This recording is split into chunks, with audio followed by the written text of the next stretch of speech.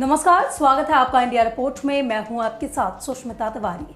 बुंदेलखंड प्रदेश में बहुत ही पिछड़ा क्षेत्र है, जहां गर्मियों में पानी का संकट होता है, तो वहीं रोजगार न होने पर यहां के बाशिंदे बड़े शहरों की ओर 2 वक्त की रोटी के लिए पलायन करते हैं।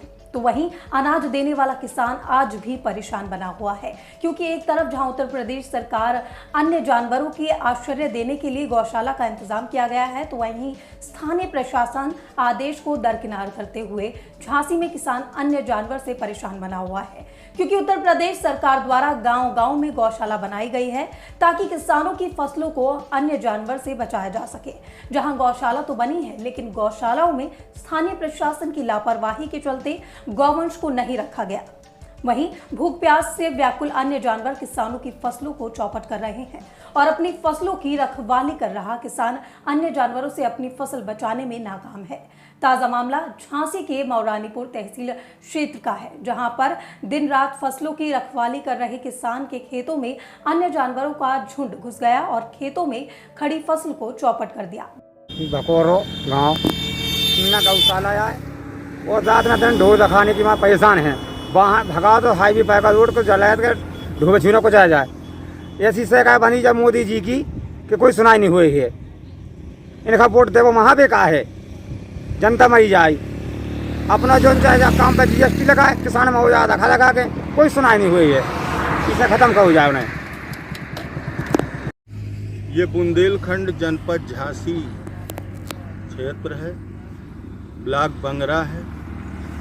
आज हम ब्लॉक बंगरा के इस खेत पर खड़े हैं, जहां हमारे पीछे लगभग कई सैकड़ा छुट्टा जानवर किसान के खेत में घुसे हैं, जो उड़द की फसल को खा रहे हैं। ना यहाँ कोई भगाने वाला है, ना यहाँ किसान खड़ा है। तो बुंदेलखंड में अन्य जानवरों की वजह से किसानों में हाहाकार मचा हुआ है।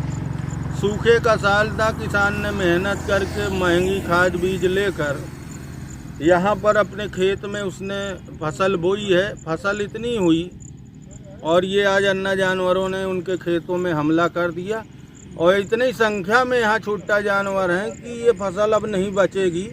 कम से कम 10 बीघे की फसल आज ये कई सैकड़ा जानवर मिलके उसको खा गए हैं। तो मैं ये कहना चाहता हूँ कि उत्तर प्रदेश के मुख्यमंत्री माननीय योगी आदित्यनाथ जी संत हैं और गौभक्त भी हैं और गांव-गांव गौशाला बनवाने का दावा कर रहे हैं। अगर गौशालाएं हैं तो फिर ये किसानों के खेत में इतनी संख्या में छुट्टा जानवर कहां से आ रहे हैं? आज किसानों के खेत में छुट्टा जानवर हैं या हाईवे पे जानवर हैं, ये ज़मीनी हकीकत है। बुंदेलखंड का किसान सबसे ज़्यादा कमर तोड़ महंगाई और ये छुट्टा जानवरों से परेशान है।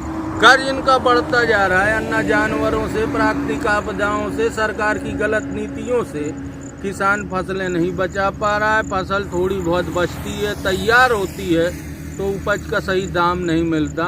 किसान यहाँ बुंदेलखंड का इतना कर्जदार हो गया है कि कर्ज न चुका पाने की स्थिति में हैसियत में आत्महत्या को मजबूर है।